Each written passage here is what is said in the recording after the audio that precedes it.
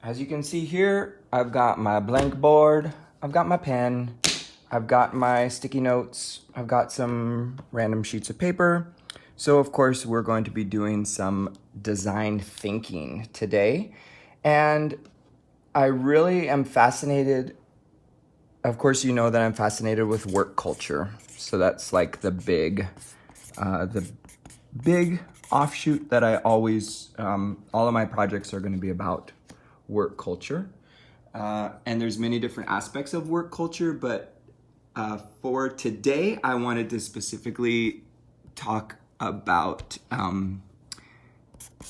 dress and dress code, like we had talked about there, because I'm fascinated with clothing, and I think I always have been, and I think it's an interesting part of culture. So you look at any culture, clothing is important, and so of course work culture will be too. And as I thought about the different things, the different aspects of design thinking, I thought the piece that I really wanted to, I think it's something that we don't talk about in dress culture and dress codes and unwritten codes and written codes, but is talked about, of course, one of the tenets of design thinking is empathy. So actually I'll put empathy over here on this side. And what do I mean by empathy? Of course, we all know getting into the shoes, or in this case, the clothes of another person. And so I thought I would do some autoethnography. So just thinking about my own self and thinking about my own relationship with clothing and some of my different feelings going into work culture. Because if we're talking about work culture, then we're talking about those people in that culture. So we have to be empathetic of the people actually in that culture. And it's a question we never ask of the people actually working in that culture. So I'm going to ask it of myself and answer it of myself. And I think we have to go all the way back to the beginning. I'm going to do some drawing, some really like crude drawing and stuff. This is going to be an American flag, and this is going to represent kindergarten through, I don't know, 6th grade here. And when I think about my kindergarten through 6th grade experience, I remember different things. I remember specifically hearing from so many people that you don't judge a book by its cover. I remember in my outfits, I do remember, and I even have a picture. I don't know if I remember it because I have the picture, but I remember when my younger brother was born and I was in grade school, and I had this shirt that said, "Big brother, big bro." And that is, I remember wearing that all the time in kindergarten through 6th grade. And I remember not really caring about what I wore. It was this idea that it was mainly, love you, Mom. It was my mom that was the one who went shopping for all of my clothes. She went shopping for all my clothes, and that is just what I wore. And my entire closet was just full of things that I wore, and I didn't really think about that too much. And so all of this time, of course, we were living around Portland, and then my dad got a job in this tiny little place, ding, called Roseburg. And Roseburg was middle school. And I think it's so interesting when you hit middle school. I'm not going to draw another thing from middle school because I don't even know what I would draw. But I find it so interesting in middle school because there were these different rules about clothing than in grade school. And in middle school, it was like the really like pretty women. They were never smiling, let's be honest. And they would wear all of these clothes, and it kind of seemed like whatever they wore for women who were pretty were the things that you would want to buy. And for the men, it was kind of like they were typically like the stronger, like more athletic men that would either like throw balls or kick balls or have balls hit their head, or it was all about balls, like what they could do with balls. And if they were good with balls, then you would want to emulate what they wore. And I remember very specifically there was this one, shoes were very important in middle school, and there was this one shoe, and it was the Reebok pumps, and they had this little thing right there, and you would like put your hand on it and pump it, and it would, I don't even know, it would make it tighter or something. And then of course like Nikes, just write Nike because I tried to do the switch and I don't think I would, is it something like that? Yeah. And the shoes were very important, you know, we'll put the shoes right there, and shoes were very important. But when my parents moved to Roseburg, my dad got a job selling, it's not really relevant, but selling motorcycles with his uncle, and that's a motorcycle. It looks like a scooter, but it's a motorcycle. Got a job selling motorcycles, and we took a huge pay cut. And so I would get all my clothes from Costco, and I definitely did not have the right clothes, and I definitely did not have the right shoes. I remember specifically that I had the XJ 900s, which was this brand at Payless Shoe Source. They were like $5. And so I didn't ever really feel like I fit in that middle school experience with clothing, because it was always these groups of people, these elite people in middle school who were deciding what was cool and what was not cool. And then I went to Roseburg High School. Yeah. And high school was a weird time, partially because I ended up dating this one girl who did play soccer. And she was cool. And then she taught me all about fashion and what clothes to wear and what I should wear. And I started with like wearing all these clothes because that's what she wore. And then that's what I noticed too in high school, especially, is it was no longer these two people, but it was whatever group you were a part of, and these little like cliques started to form where there was no like definite leader, where it was just a bunch of different people creating all these different subcultures within the high school, and you begin to find your identity in one of these different groups. And that's just kind of what happened. And then I moved just a little ways to the state capitol in Salem to go to college. And I remember specifically in college was that moment where you're just beginning to find yourself, and you're beginning to find your own style, and you didn't really look around at the other people who were around, but you really just kind of looked at yourself. That's a mirror, if you believe. And you begin to think about what you want your own identity to be and what you want your own style to be. And then I got married, and I had some kids, 4 of them, because I wanted to have 3 girls, but the second one was a boy. And so I ended up with 4 kids.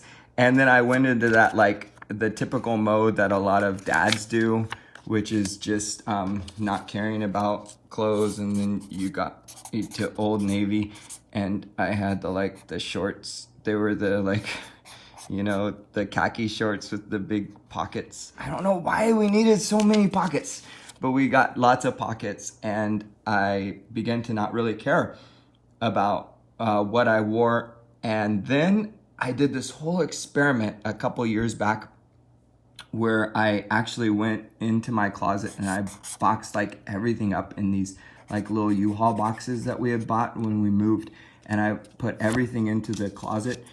And then I bought this outfit, and it was this pair of jeans, and they were just very, very normal jeans, and it was this one long sleeve shirt, and it was this button down, and it was green, and it was collared, and this became my outfit. I bought 8 of these, and I actually, as a social experiment, I wore these same 8 clothes or the same outfit every single day for 1 year. And for a year, I wore the same outfit because I wanted to begin to think, how does clothing equal identity? And what sort of things could I learn? And I could do a whole nother thing on how clothing and identity are kind of mixed together in the sense and how what we wear becomes who we are. And even for after I'd done it for a year and then I wore the same outfit again for I decided I was going to dress as myself for Halloween the next year after I had told everybody I'd worn the same outfit. And so it's like, I'm going to wear the same outfit and be myself for Halloween, which I find I was doing it as a joke at the time, but I began to realize that so much of who we are and our identity is tied into our clothing. And then I began to experiment, and then I decided that I would join a band. You may have heard of us with my partner. We just had our first show, and I'll show you pictures of it because it's really funny, but this is my band name, Helium Shelium, and we just had our first show, and I'll show you this picture. And basically I'm wearing a woman's blouse that is silver and sparkly. My hair is kind of crazy. I'm wearing a pink bandana. I'm even wearing eyeshadow, and it was so funny because I felt more like myself in that outfit than I have ever felt before, and that was on a Tuesday. And ironically enough, on Thursday I got a phone call, and as many of you know, I'm looking for a new job here at Boise State University, and I actually ended up getting an interview, which I found to be ironic in light of our conversation, because I was torn between the person I want to be, the person that I am, the person that I feel I am, and what is expected of me if I want to get a job at the university level in the administration building. And so I will also share that outfit. And some of you even saw me on Friday, and I was not dressed as myself. I didn't feel like myself. I didn't walk like myself. I didn't carry myself as myself. And it's this whole idea, as we talked about, fitting in is the big part of that. And I think that there's a tension here. There's the tension between, as we talk about work culture, there's this idea that we are united, right? But what does this mean that we're united? We're united in purpose, right? We're united in vision, yes. We're united in our work. We are united, I guess we could say, under BSU. So all these things unite us. But the question is, where is our autonomy? And this has to do with a way of being. And maybe how we carry ourselves. Maybe it is the experiences that we've had in the past and present. Maybe it is our voice more than just the tone of it, but maybe even how we speak. And I think what fits under this is our clothing and our style. And as we begin to think about this idea of a wicked problem, and I think it's a wicked problem between this being united, but also having autonomy, especially when it comes to clothing. It's a wicked problem, and I've been thinking about that just a little bit. So the question is who? Who is making us dress this way? Who is deciding? Because it honestly, as I look back through my whole life and I consider my kindergarten, my middle school experience, my high school experience, my college experience, my Old Navy experience, my dressing the same way experience, my helium experience, and I think about the work culture currently as it is, and I survey all of these. I think it most closely resembles middle school, honestly. And all these things that we heard about, it don't judge a book by its cover. All of a sudden you're getting an interview, and that's exactly what is happening. So I want to know who this is. Who's the football player and the pretty girl that's determining our dress culture? Who's deciding what it is that we wear? And as we think about BSU culture specifically, we have we definitely have some different people. So we have the students, right? As we think about BSU culture, maybe I should make BSU culture. Let's do that. That'll help us think through this. Who is BSU culture? We have the students, obviously. We have the staff, faculty, I guess you could just say employees in general, are a part of the BSU culture. In all the different ways. You got your classified, you got your professional, you have your all the way up the high ups, which is the president, and everybody in between. And then I think as part of the BSU culture, we don't live in a bubble. So there's obviously like the city of Boise and maybe even the state of Idaho are kind of a part of that culture. There's so much invited into our spaces. And then we also have this, I think is the parents of the students are brought into that culture. And then there's, you could call them the friends, right? Basically the people with the money that are part of that BSU culture. And I guess you could even say like city and state officials are all part of that culture. And so who's creating this wicked problem? Who's deciding this? And I definitely know it's not the students, because I even see like this new fad going on, which is like there are these like shorts that have redefined what the term short means, and there's like I'm just seeing like butts hanging out. And so I can't imagine like these students who have their butts hanging out are gonna be like, yeah, in order to fit in, you have to dress like you're having an interview. So I don't think that it's them.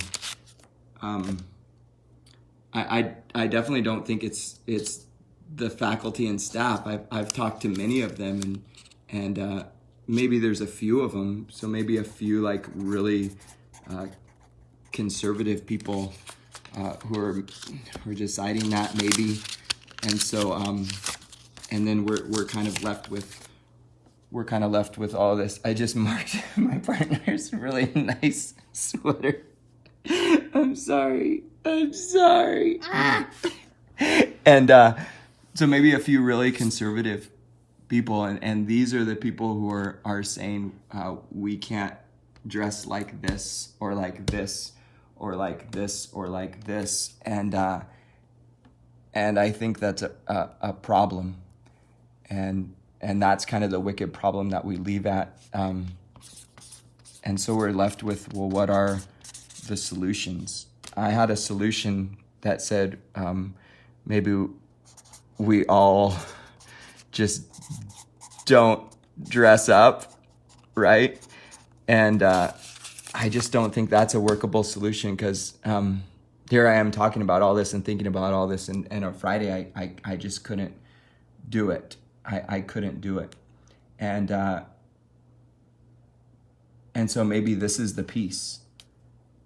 Maybe we need to start talking about it more. Maybe we need to be sharing our own experiences more. Maybe we need to start start talking to these people over here and say this is who we are. You know, this is my way of being, and it has nothing to do with how I work or what I do. I think we're part of a university, and part of that is diversity and inclusion, and it's got to start from how we do the work that we do. So this is my project as a whole. Like I said, I'll share a few photos of just some different outfits and some different things that I am, and that is it. Thank you for watching.